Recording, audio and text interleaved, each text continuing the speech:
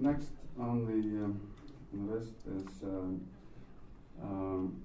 lecture by Dan Barker. He's the co-president of the Freedom from Religion Foundation. Dan is a former fundamentalist preacher who gave up his faith and is now an established writer and a free thinker, and has a great impact. Has had a great impact with his books, namely Losing Faith in Faith, from Preacher to Atheist. Dan is a musician, and he has written books for children. Written a book for children called Just Pretend, a Freethought book for children. His lecture today is called Losing Faith in Faith. And welcome, Dan Barker.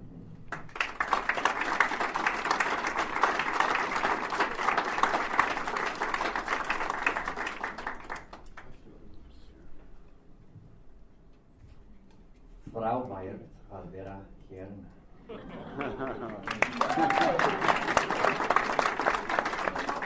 Great to be here.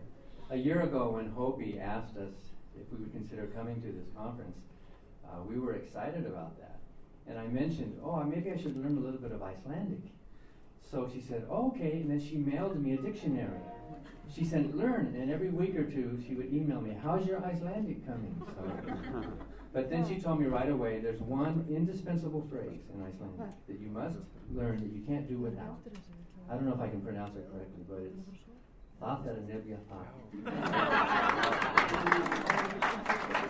which I think means roughly whatever, you know, which is kind of a great attitude for a country to have, you know, whatever. But, as you know, I used to be a preacher, and now I feel very comfortable in pulpits after 19 years of preaching. I do debates now. Last week I did my 57th public debate, and this one happened to be in a church in Connecticut, the same church where Jonathan Edwards had preached. And as I went up to the platform, I looked around for this fiery pit, but I didn't see one down there. But as I walked up to the pulpit for my part of the presentation, I grabbed a hold of it like this, and I was quiet for a moment. And I said, as you know, I used to preach for many, many years, and I have to confess, every time I stand in a pulpit in front of a church like this, those old feelings start to wash over me again.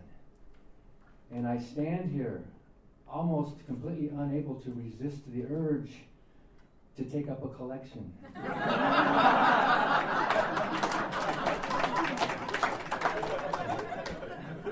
Well, they did that. Last month I was at a church in right near Cape Cod in Massachusetts, right near Plymouth Bay. And it was in a church, and they did that. They stopped right in the middle of the debate, and the minister got up and said, we're going to now take a love offering, he called it, to pay for the stuff. And just as kind of like a joke, I just kind of said to him, oh, well, I'd like to play the offertory. And he kind of looked and he said, okay. So while they were passing the collection plate in this church, at the New Testament church, a fundamentalist church, I went to the piano and played George Gershwin's It Ain't Necessarily So. I didn't sing the words, but all the free thinkers in the audience were like, all four of them, you know.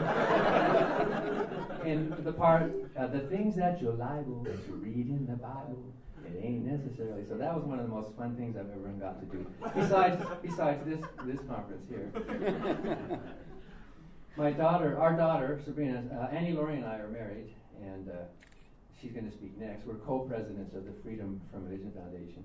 7 years ago in the 4th grade, her geography project was on Iceland. So she and I got to study. I didn't know anything about Iceland, but she came home and told me, Dad, there's only one road in Iceland. What a country. She envisioned there's just this one ring that goes around the coast. That's kind of true, but not. But what a pleasure to actually meet flesh and blood Vikings and all of that. As you know, I was a true believer. I wasn't pretending. I have a lot of atheist, agnostic friends who imagine that when I was a preacher, I was, fooling myself or pretending. But I truly believed it. It wasn't like I had to make myself believe it. I talked with God. I had inner religious experiences. I had answers to prayer. I saw miracles. I felt the presence of the Holy Spirit as I prayed. In fact, I can still do that now. I won't do it for you now, but I can still speak in tongues, if you know what that is. And do it. It seems, I can do it and I can reproduce those feelings, and it seems rather silly to do that now. But some of my atheist friends can't imagine that there's such a thing as a real religious experience. There is, and many of you have probably had it. A true religious experience where your mind is actually talking to God. And actually it feels good. It feels wonderful. There's an integrative kind of thing that happens to some of us who are crazy, I guess. But the fact that I can still reproduce those feelings as an atheist, knowing, like when Carl Sagan said that after his parents died, he could still hear their voices. And he knew he wasn't hearing their voices, but he was hearing the voices of his parents. His mind was doing this very real thing. So we can't deny that religious experiences are real. They are very real. They are very powerful. But they point to nothing outside the mind. They're just, you wake up in the middle of the night, you're screaming, your heart is pounding, you just had a horrible nightmare that some burglar's crawling in the window, your palms are sweaty, you woke up everybody in the house. You had a very powerful experience, a real experience, a life-changing, world-changing experience, but there's no burglar crawling through the window. It's in your mind when it happens. And I grew up in a mentality where those religious experiences were interpreted as proof of the existence of God. And they were so powerful and so real that I thought, who could possibly deny the reality of the Christian life? Who would be so hard-hearted, so evil, so hateful of the truth to deny the reality of God? You people out there don't know what you're doing. You're blind. My mom and dad were, my dad was a dance band musician in the 40s. He played the trombone. In fact, you can see my dad on some old movies.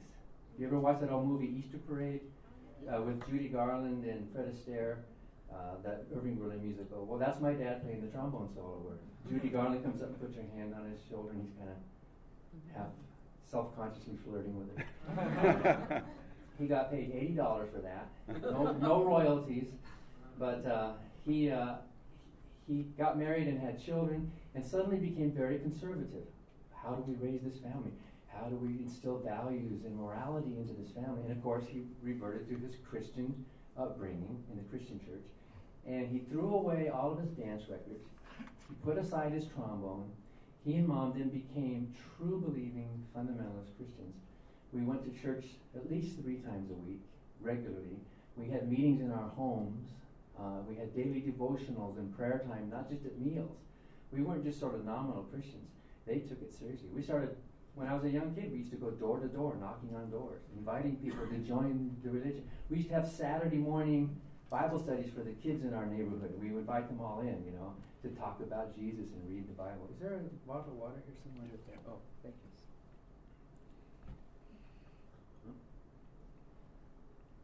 Vatten, right? Tack fyrir kærleika. Is that right? But I could get in real trouble. I only know about 100 words, and what do you do when that happens? So we were immersed in it, and it felt so right. And I felt so lucky to have been born into the right family, in the right religion, in the right country, in the right time of history, because Jesus was coming any minute, any moment. He really was. We were like looking over our shoulders, like a thief in the night. And we heard all these sermons. What if Jesus comes tonight and you're not saved? Would you go to heaven or would you go to hell? What if it happened tonight? Are you ready? That's a powerful sermon to these fundamentalist types who believe, And so when I was 15 at an emotionally charged service, I used to believe and used to preach that God doesn't have any grandchildren, that every Christian has to become born again on their own. I was in a Christian family, so I was I guess a Christian child, but that's what I would have called that's what my parents would have called me. But I made a personal decision on my own to read the Bible, to pray, to confess my sins, to accept Jesus into my heart, to make me a new born again creature, and it happened, and I felt, wow, this is wonderful. And a few months later, I accepted what I was convinced was a call to the ministry. Because, Jesus is going to come, maybe not tonight, but maybe next week, or maybe next month. And so I'm probably never going to go to college. I'm probably not going to get married and have kids. I'm not, I better get out there while there's precious little time left. We should be out preaching and bringing more souls into the kingdom. I mean, what's more important?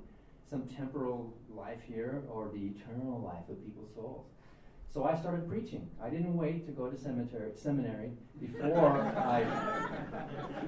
I thought, if God calls you, then you go. And so I started carrying my Bible to school. I was one of these like on fire young preacher guys. And it's amazing how the religious community supports that. They encourage that. When their young people are excited, they like to put you up front. You see that a lot. The young, attractive, energetic people are attractive to bring more people in. So almost every night of the week I was out somewhere playing the piano. My family used to go around from church to church playing gospel music, and Dad dusted off his trombone and started playing hymns then, and Mom was a singer, and we used to, looking back on it, it was probably pretty hokey, if you know that word, probably pretty, Southern gospel, simple harmonies and that, but we enjoyed it, and people, would come forward and pray and accept Jesus as their Savior and join the church, and I thought, wow, how wonderful to be on the front line of God's army. Who else gets to do that? To be called and to know at the age of 15 to know what you're going to do with the rest of your remaining short life. And I think psychologically a lot goes on there. A lot of young men choose the ministry about that time in their life because what am I going to do with my life? Well, I never had any doubts what I was going to be or do or what. I did eventually go to a Christian college. I got a degree in religion, which isn't saying much. Took a couple of years of Greek, but it was more like a glorified Sunday school than a true education. It was, besides, I didn't consider myself a scholar. I wanted to be out in the streets. Why? The scholars have got all these arguments figured out in the seminaries. Let's go out and win souls. So we had musical teams that would go down into Mexico, and we would go out into parks and stand on park benches, and we were out preaching and witnessing. I was the kind of guy that you would not have wanted to sit next to on a bus.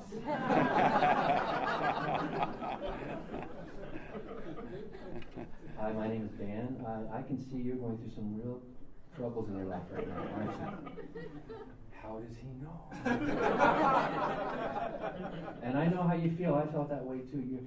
Some personal relationships in your life right now, isn't it? How does he know? And well, there's an answer for how you're feeling. Life isn't all dark. Life isn't meaningless. There is an answer. You'd be surprised how many people are so gullible to that kind of talk. Very rarely in all those years of evangelism, very rarely did anyone ever counter or resist. Once in a while, a door would slam. Once in a while, I would hear a skeptic say something that totally flew past me. But most of the time, there's this attitude that, oh, here's a religious person. This must be good. Oh, it's a religion. And since most people don't really know inside of themselves, they figure there must be people like me who do know. There must be experts or priests or holy people who are in touch, and we need these people for guidance. It's really easy to do religious talk. And of course, I was sincere about it. I wasn't like playing a game. Looking back on it, I can see there was a lot of salesmanship, PR kind of stuff going on. But at the time, I thought, I'm doing God's calling. And sometimes in a restaurant, we travel with a team of people. We'd be out preaching, and not only would we pray for our meal, we would stand up and invite the entire restaurant to pray with us. We were obnoxious, but we thought we needed to be. We thought, this is great. Why be afraid of the gospel? Why not just get out there and preach? And one time in Mexico, I walked into a mayor's office in some town down there, and I said, God has sent us here. And he listened, and I said, God has told us that you're going to let us use your city park with the kiosk so we can put on our musical program and do the ministry because we want to preach to this city. And the mayor said, okay. And so we got police escort and everything, and we were like celebrities for what? I played my accordion, and we preached and all that, and we were just fearless. It was like that kind of people that were out preaching all the time. The trouble is, Jesus kept not coming again. We kept looking over our shoulder, and he still didn't come yet, So I managed to graduate from college. I got this degree in religion, and I became an associate pastor of 3 different churches in California. One was a friend's church, which are like the Quakers. Then I went into the Assembly of God Church. If you know what they are, Pentecostal. They speak in tongues and do faith healing and all that. And those were really sweet and sincere people, and I'm glad I had that year and a half with them, but they were way too noisy for my taste. I mean, have you ever seen people being slain in the Spirit and all that stuff, and gifts of prophecy and the Holy Ghost and all that? And, but it's a slice of humanity. There are people like that in the world, and they go to churches like that because they need it. And then I was in a Christian church, which became a independent charismatic church, and they sent me out on as an evangelist. And after a couple of years, I spent 8 years as a cross-country evangelist, traveling from church to church, preaching by faith. There's a phrase amongst fundamentalist Christians, to live by faith. You know what that means? It means you don't have a job or an income, you don't have health insurance, you don't know what you're going to do the next day. You're just living day to day by faith. So I had a young family in a little car, and we just drove around, and we didn't even ask for money. We didn't charge a fee. We just thought there'd be enough love offering. And after each love offering, we'd open the envelope to see if we had enough money to get to the next place, and living like that, kind of like seat of your pants, like, knowing that this is what God's called you to do, to suffer these things. For a while earlier, I had been the choir librarian for a faith healer named Catherine Kuhlman, who I think she died in the late 80s, but she would wear these long Roman or Greek robes, and she'd come out and do these faith healings at the Shrine Auditorium in California. And I sat right in the front row, right a few feet from her, and I watched all these miracles. The organ music is going, everybody's praising God, and they've got their crutches and wheelchairs, and a lot of them throw away their crutches, and I was sitting there looking at that thinking, who could possibly deny the power of God? This is so real. This is the cutting edge. This is the reality. And what's wrong with you, blind unbelievers? What is wrong with you? And it must be some kind of willful disobedience, like a child who doesn't want to obey the authority of the parents, who wants to rebel, right? It must be some willful sinfulness within you that you just don't want any moral restrictions. You want to go out and sin and kill. That's what you want to do, isn't it? And if you believe in God, you're going to have to, But I kept preaching. I kept going. I became a Christian songwriter, and I wrote some musicals for churches and schools. In fact, I'm still getting royalties today from some of those songs, which is kind of weird. Once a year, I get this check. It's not very much anymore, but in the late 70s, my musicals were like the best sellers for this one company. They were like the number 3 company, so I wasn't like the greatest, but I was good enough to have some notoriety. I started getting invitations from churches and schools that were performing my music all over the place, and they started asking me to come, not so much to preach, but to do musical, or guest conduct or something like that. The first musical I wrote, I had a week of meetings that fell through in Ohio. Nothing to do for a week, so I had a piano. I went down in the basement and wrote this musical for Christmas called Mary Had a Little Lamb. Now, it might sound funny, but if you think about it, Mary's the mother of Jesus, right? And Jesus is the Lamb of God. Get it? Mary had a little lamb. Well, then the company, Manna, wanted me to write a follow-up musical, because that one was real successful for them, for Easter. So I wrote an Easter musical along the same lines, and guess what the title was? His fleece was white as snow. Because Jesus became the final Passover sacrifice, and you sacrificed the unblemished lamb as the final type, the sacrifice. And in fact, I killed off the main little lamb character in this play. His name was Snowy. So now I play through some of those old musicals, and the music is kind of, as a craft, you can write songs and be proud of that, but the lyrics are really stupid. I was a true believer. I was right on the front lines. I thought it was true, and if I was not a Christian, nobody's a Christian. And sometimes people tell me, well, Dan, you just didn't really know Jesus, or you wouldn't have strayed. And I said, well, doesn't the Bible say you shall know them by their fruits? Right? Who are you to judge who is and who by their fruits? And my life exhibited all the fruits of the Spirit. And I'm saying the same thing you're saying today. So if I'm not a Christian, neither are you. So, and it was a true belief. But something started to happen in my early 30s. Something Robert Sapolsky said that some people think the frontal lobe doesn't really totally finish developing until like your late 20s. You know? I don't know if that's true or not, but we don't fully grow up until about that age. Maybe with guys, maybe with women it's around age 12. I don't know.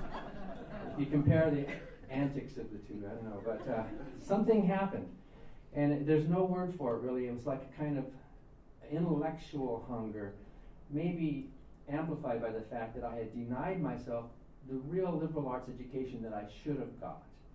Because I'm smart. I'm a smart guy. I always tested well, but I put all that aside for Jesus. I put all that off to the edge and said, it doesn't matter how smart you are. What matters is your heart, you know. And the Bible talks about the foolishness of the world. People think they're smart, but they're fools because they haven't accepted Jesus. But something happened where I guess I was sort of gradually growing up thinking, you know, I'm preaching all this stuff. Maybe I should learn something about it. I'm preaching that humanists are bad, but have I ever read a humanist book? I'm preaching that evolution is evil, but what do I know about evolution? You know, I just know it's bad, you know, but what do I know about it? And I'm teaching that God exists, but what are the arguments for? And in an effort to strengthen my faith, not to become an atheist, I'm just in an effort to strengthen my own internal faith, to learn something. I just started reading. And it wasn't like one morning I woke up and went, oh, ha ha, silly me, there's no God. Oh, how could I have been so stupid? You know, you don't do that when you're raised the way I was raised. I went through a process. It was 4 or 5 years. And I thought each little move was the last one. I thought, oh, I finally grew up. You know, you think when you're growing up, wow, I finally grew up. So I remember very early in that process, I was invited to preach at a church in Ontario, California. And before the meeting, the preacher said, Dan, we're a conservative church, but we do have some kind of liberal members of our church. And I thought, whoa, well then why do you let them be members, you know? And he said, we have some people in our church who think Adam and Eve were not historical. And I thought, and they're still in your church? And how can you? And he said, don't get me wrong, Dan, don't get me wrong. I believe Adam and Eve were historical people, but they don't, and you know, we shouldn't allow that to interfere with our fellowship as Christians. You know, we can, and for me, that was a horrible thing to contemplate, because for a fundamentalist Christian like I was, and I know not all believers are the same. There's a lot of smarter, kinder Christians than the kind I was, but for fundamentalists, at least the way I was, our worldview, my worldview was absolutistic. Right or wrong, light or dark, white or black. You know, there's no middle ground. There's no gray area in the mindset of a fundamentalist. You can't have an action that's sometimes right and sometimes wrong, because that just goes against the absolute idea of a God who gives us rules and we must follow these rules exactly.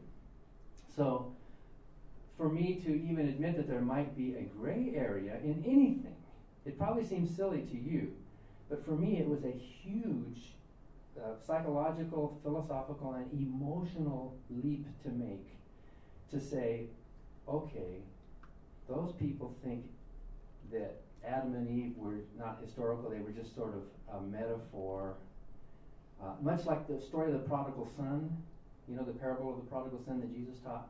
Jesus didn't intend us to think there was an actual physical person named the prodigal son with an address and a social security number. He's just, it was just a story that he told, and the details aren't important, but it's the message that's important. Well, the early Israelites came up with Adam and Eve as a kind of metaphor for the origins. They weren't supposed to take it literally. And I thought, I can't accept that, but I shouldn't allow that difference of opinion to stop me from fellowshipping with other Christians who think differently from me. That was a big step in my mind, huge step. I didn't jettison Adam and Eve. I didn't give up any of my beliefs. What I did was I leaned a little bit toward tolerance of people who think differently from me. And I saw these people, and I met people like that, and I thought, they're not bad people. They're people. They're doing the best they can. And I started this process of migrating. And to make a real long story really short, I started reading more, and the more I read, it became like this loop, you know, like, oh, wow, there's more to learn. Oh my God, I didn't know there was that stuff to learn. I didn't know, I had never read much science. I started reading popular science, and I think popularizing science is one of the most important things any of us can do. the real key to changing someone's mind is education. So I had to start with simpler, science and simpler philosophy. And as I grew and I learned and I became introduced to, wow, there are people out there who think differently than me, but these aren't bad people. And who am I to think that after centuries of disagreement, I'm the guy, I'm the one, and my family's the one, So for a while, after a couple of years, I became more of a moderate Christian, and my sermons started changing. I started preaching more love and less hellfire, because Jesus kept not coming again. He just, I guess I got to live my life now. Jesus isn't going to end the world. I guess we got to live with each other. And after a while, I started reading more philosophers and Christian theologians and different. I read Tillich and some of them that I should have really read earlier. I should have become more familiar. If I was going to be a preacher, I should have known some of this stuff, and realized that people like Tillich may not have been an atheist, but he might have just been the kind of theologian who just didn't have enough courage to totally throw it all out. I mean, how did he define God as the ground of all being or something, rather than this personal? And I gradually moved across the spectrum, and after 4 or 5 years, I thought, if the prodigal son is a parable, and if Adam and Eve are a metaphor, then maybe God himself is just one huge figure of speech. Maybe that's all it is. It's just this big metaphor and as I studied free-thinking writings then at the time, I discovered there really is no evidence for a God, and I didn't like this discovery. I liked my Christian life. I had a good thing going, and I didn't like the fact that what I was learning was going against what I believed. There's no good arguments for God. I looked at them as close as I could at that time, and since then in a lot more depth. There's no coherent definition of a God. How do you define this thing that we're supposed to believe in? Everybody has a different. It doesn't take much intelligence to see that all the experts disagree with each other. So what are we supposed to just pick one like at a smorgasbord, And then more than all that there was no need for a belief in a God. That people can live good lives without. They can have a moral foundation in their lives without this belief in a God.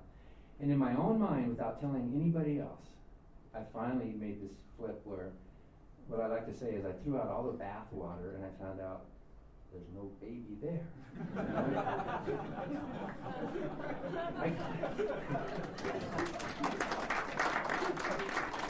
I kept thinking I'd find the baby, but gone.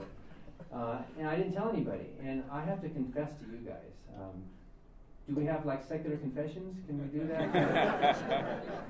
How much does it cost? Oh, you're trained in it. Okay. Special, yeah. For 4 or 5 months after that point, this was the summer of 1983, where I became, in my own mind, this baby atheist. I didn't know any other atheists. I didn't know if I would like any other atheists. It was just me, And I think most freethinkers who were raised religious will tell you their journey is an intensely inner personal thing. It's not like we saw some atheist evangelist on TV and said, "Oh, I want to join them." It's not. It wasn't that at all, and it's a good thing that it wasn't. It's a good thing that free thinking comes from within the person for this hunger to learn. So here I was. I didn't believe anymore, and I knew I didn't believe. And I remember one evening down in Mexico in this adobe church where I was doing some missionary work, just south of Mexicali. And there was no glass in the window, so I was looking up at the stars at night, and for the first time in my life, I realized, I was on this little burlap cot, I realized for the first time ever that I was alone. I was in that room, in this universe, looking up at the stars, and there was no eyeball looking over my shoulder. There was no judge trying to communicate with me. There were no angels. There was none of that happening. It was just me, this living, breathing, surviving organism in a natural environment. And the stars and it felt at the same time both scary and exciting. It was kind of like, I've never done skydiving, but I bet it's a similar feeling of when you're scared to death but you're excited at the same time, or mountain climbing or something where you have this, whoa, what am I doing? And it felt great. It was nothing I was aiming at, but it was like you follow the facts and where do you lead? You come to this point. But for 4 or 5 months after that, I didn't tell anybody. And in fact, I kept accepting invitations to preach. And I was an utter hypocrite for about those few months, until the December of that year. I didn't know how to stop a lifetime of how do you stop, how do you, you know, and I wasn't making a lot of money at it, but I had dates on the calendar. And so outwardly, people thought I was still this believer. And even though I was a hypocrite, and maybe Margaret can give me absolution later, if it's not too expensive. But I just, I think it was good that I went through those few months, because I would get up in the pulpit and start saying the same things that I was saying before, not believing any of it, and hating myself. But I knew the right things to say. I knew how to get the crowd. I knew the amens and the things to do. And you know, the people are there. People aren't there to learn. They're not there for intellectual. They're there. They're playing this drama is what they're doing. They're coming, and the minister's part of it, and they're part of it, and they're all in this thing. And so if you know what to do, you can get this drama going. And it was horrible. Imagine yourself doing that, pretending. You know, imagine it was just, and people would come down and get saved. Even though I was an atheist, saying these words I didn't believe anymore. And I remember after one meeting, a woman came up to me and said, "Reverend Barker, I want you to know, I truly felt the Spirit of God on your ministry tonight." And I'm thinking, you did? But what does that tell you? I mean, really, what does that tell you? It's, you know, the Bible even says, and I would have preached that even the devils can preach the Word of God and people will get saved. But that shows you something. And I kept that up for a while, but I had to stop. And finally, I was invited to this church in Northern California, Auburn. And I can't tell you the whole story, but it's in the book. So the ministers met before the meeting. And we get like a huddle, a prayer huddle. You know, we pray. And they flew me in to do like a preaching / musical / Christmas program, like middle of December. And so it was more of a concert than it was preaching. And they were all excited about it. They said, and we're especially praying to God because Harry is here. And Harry was the town atheist. And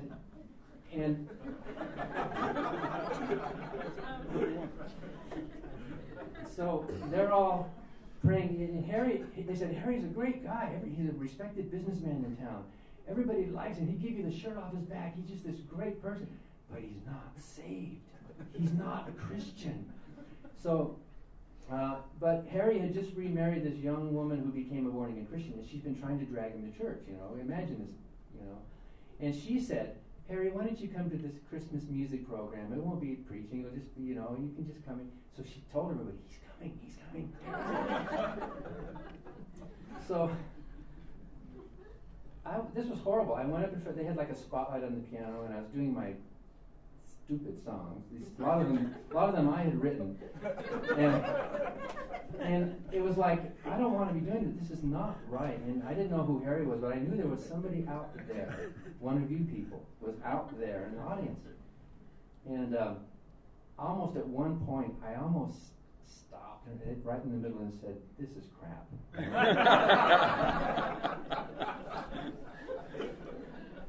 And it was tough. It was like, you know, Pagliacci, you know, you have to still, the show must go on. That was the kind of feeling it was. It's like, I gotta resort to showmanship here and just finish this thing, you know.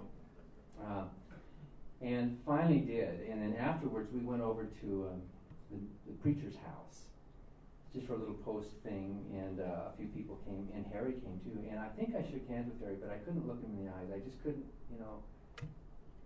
The feeling of how we were treating this guy. The one truly brave, courageous person who was unafraid to be an atheist in this environment, you know. And I sat way across the room, and Harry was way across on an armchair. And the minister got up in his home and said something. I was sitting by the Christmas tree. The minister said something like, "Isn't it wonderful that we can all celebrate the birth of Jesus and come together this time of year?" And from across the room, Harry said, "Not all of us."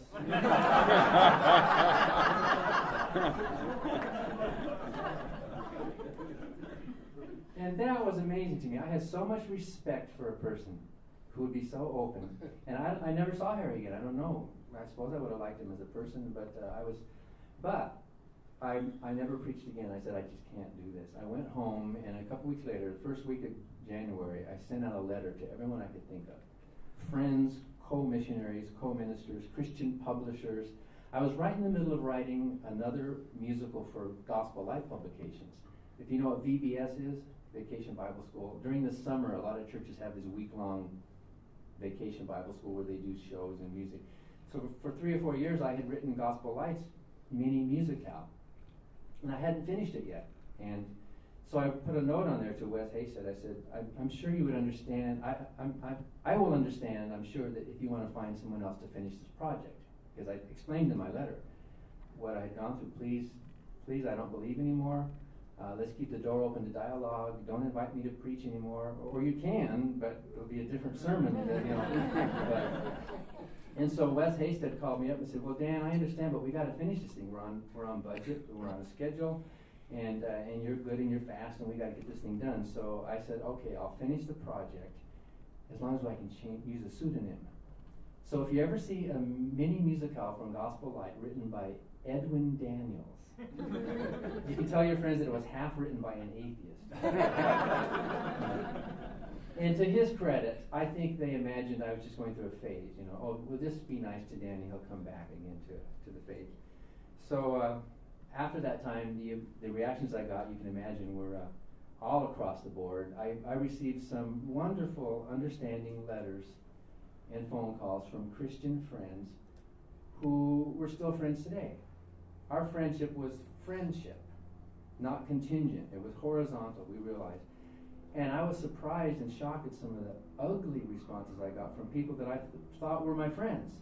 I mean, just totally, I'm the devil, and never talk to you again kind of responses. And that was kind of painful, but I guess kind of necessary, because I guess the realization was we weren't really truly friends. It was a contingent friendship. As long as you belonged to the same club, same religion, the same whatever, as long as you were in the circle, then we're friends. But as soon as that bubble bursts, you're not my friend anymore. And that's a hard thing to learn, but I guess, it's something we should know, isn't it? Imagine yourself telling your atheist friends that you became a Hare Krishna, How many of them would stay your friend?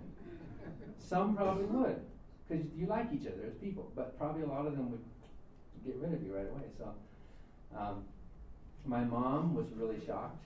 She jumped on a bus. She was in Phoenix and I was in California. She came all the way over to California, and we stayed up most of that night. They were so proud of their minister's son who was out, preaching the gospel, and then they get this letter. From their point of view, it was totally out of the blue. It was like, whoa, what happened to Danny, So I don't remember that night that much, but my mom remembered it very well. And she reminded me that we talked about the Bible. And I had said to her, Mom, look at the stuff you're teaching in Sunday school. She's a Sunday school teacher. She was a Sunday school teacher. Look at this stuff. And I said, Mom, you're nicer than God. Would you teach that to these kids? And and we cried. We had an emotional thing, and I talked as much as I could. And she went back home. I didn't know till later, because I didn't want to be like an anti-evangelist. I didn't want to badger my parents. Now you all have to become atheists like me. Because at that point, then I really respected freedom of thought, freedom of conscience. That nobody can be forced to think. Their conscience has to lead on their own. But I didn't know until a couple years later that she stopped going to church immediately. She stopped teaching Sunday school. And after a couple of years of my brother Daryl, he very quickly, when he saw me stand up and articulate non-belief, he said, oh, I've been thinking that all the time. Of course, Daryl was always a lousy Christian anyway. He was this bad little brother. Daryl says his whole approach to Christianity was, exactly how much sin can I commit and still get into heaven? Where is that line? And I used to pity my little brother but then I think it wasn't so much anything that I said, but it was the fact that someone stood up and articulated this and legitimized the doubt that a lot of people have. And right away, Daryl became a humanist. I became an atheist first and then added humanism later. But Daryl said, oh, humanism, that makes sense. And then he later became an atheist. So then my mom and Daryl were talking, and after a while my mom decided, yeah, Danny's right.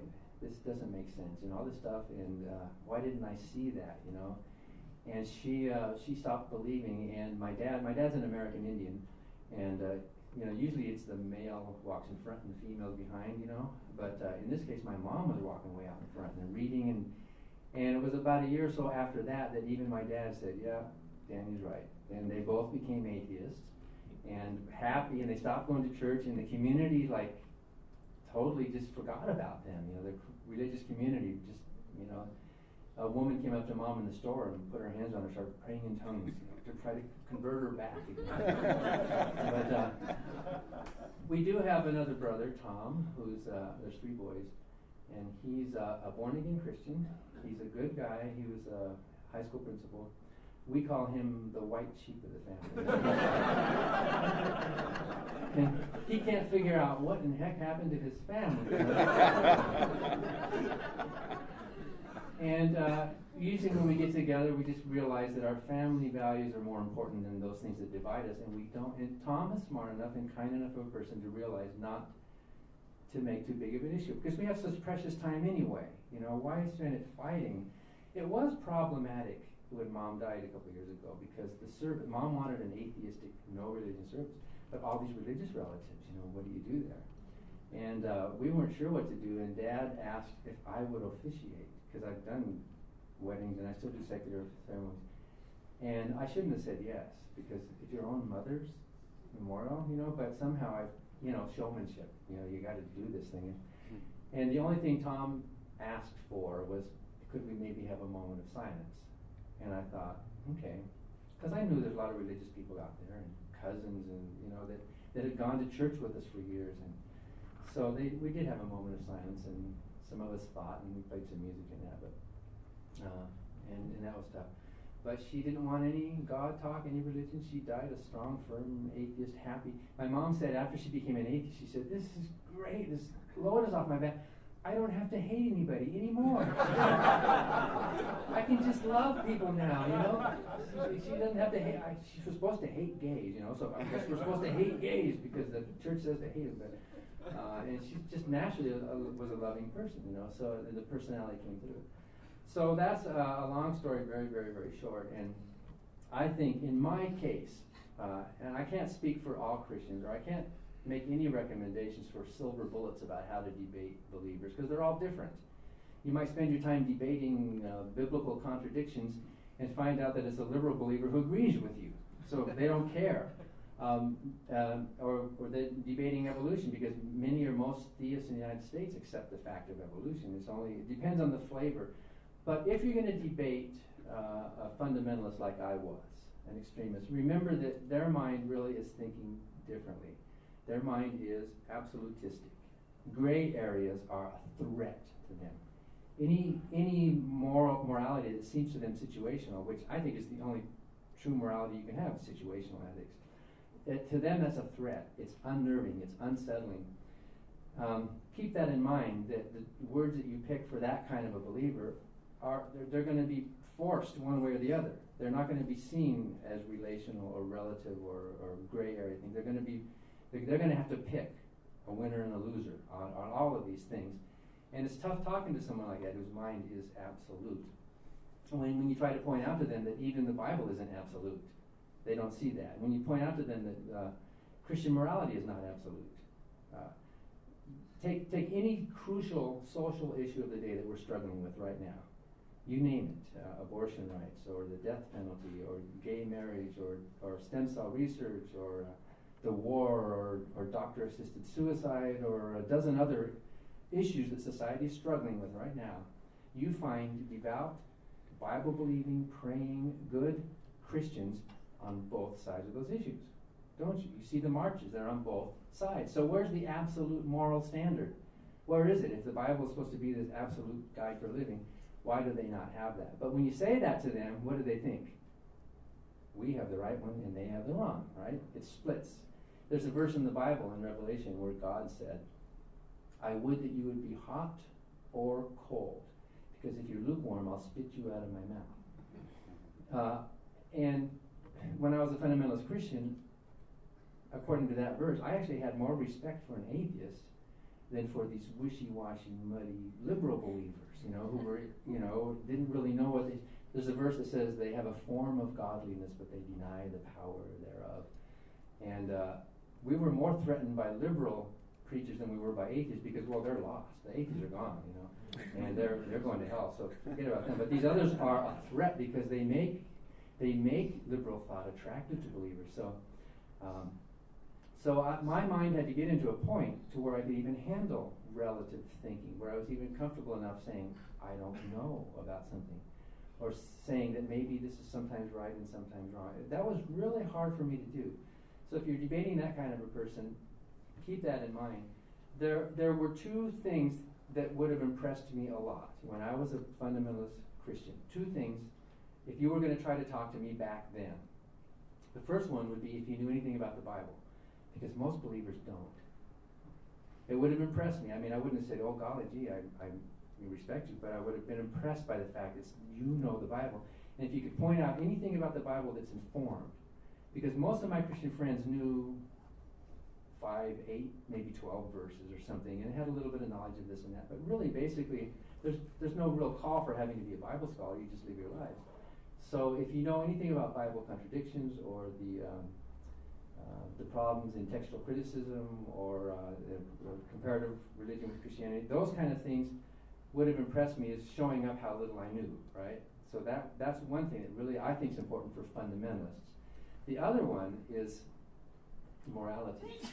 If you live your life in a moral, meaningful way, that goes completely counter to what I used to preach. I used to preach that there's no way to be a good person without God. You just can't. You're evil. You're bad. You have these motives. You're dark. You don't have any way to judge what's right and wrong. You're just out for yourself. It's a hedonistic, selfish, and everybody's. And if killing will give you a survival advantage and survival of the fittest, you evolutionists are just going to go. That's what I used to think and preach.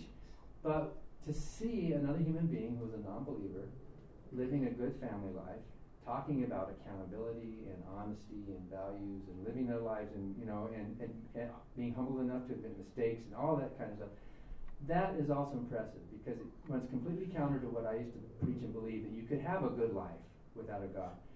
So I don't want to preach a counter sermon here, but I think the only way you can attract somebody is by being attractive. I mean, there's a place for ridicule, and I think there's sometimes when we ought to slam the door in their face. I mean, there's a place for that, but in general, I think if we're going to attract people, we need to be ourselves. We need to be attractive people in our lives, and I don't need to convince you folks about that, but let the believers know that. Let the believers know that they have no candle, they have no corner on good life, on morality, in fact, you can show them the studies that show exactly that. Born-again Christians in America have a higher divorce rate than non-Christians. And the Southern Baptists have the highest. And I don't know why, but the lowest divorce rate in America is among atheists and Roman Catholics. 21% of those who have been married. Of those who have been married, 21% have been divorced. And maybe it's because it's hard for Catholics to get divorced. And maybe a lot of atheists don't get married too soon, and they break it up before they're married. Maybe religion causes a lot of bad marriages because they get married too soon. In fact, I know people who say, there was a Catholic woman in Milwaukee who said her faith kept her 10 years too long in a bad marriage, that she should have left. And when she did, then she found happiness after she left this abusive marriage. So my recommendations, if you have any fundamentalist evangelical relatives, is the Bible and morality. Of course, other flavors of Christians are going to be impressed with other things, philosophical arguments perhaps, or design or cosmology. Or I did a debate on ID last month in Massachusetts, but it was philosophical because neither of us are scientists. But what were the issues? And when I came up with the statement that there's such a thing as non-intelligent design in the universe, he almost fell off his chair. Dan Barker said there's such a thing as non-intelligent design. He said, ha ha, and half the audience said, well, that's it. He won the debate because I said something so stupid that there's. But design, and there are Christians and believers on a certain level where those arguments are powerful to them. And of course, the debates can go 12 or 15 different ways. But that's a brief retelling of my story. And are we out of time? Do we have time for questions? We have, it's still a half an hour actually. Oh, half an hour still? Okay. Now, I used to be a reverend, and you know the word reverend is actually a misprint? That first letter was supposed to be an N.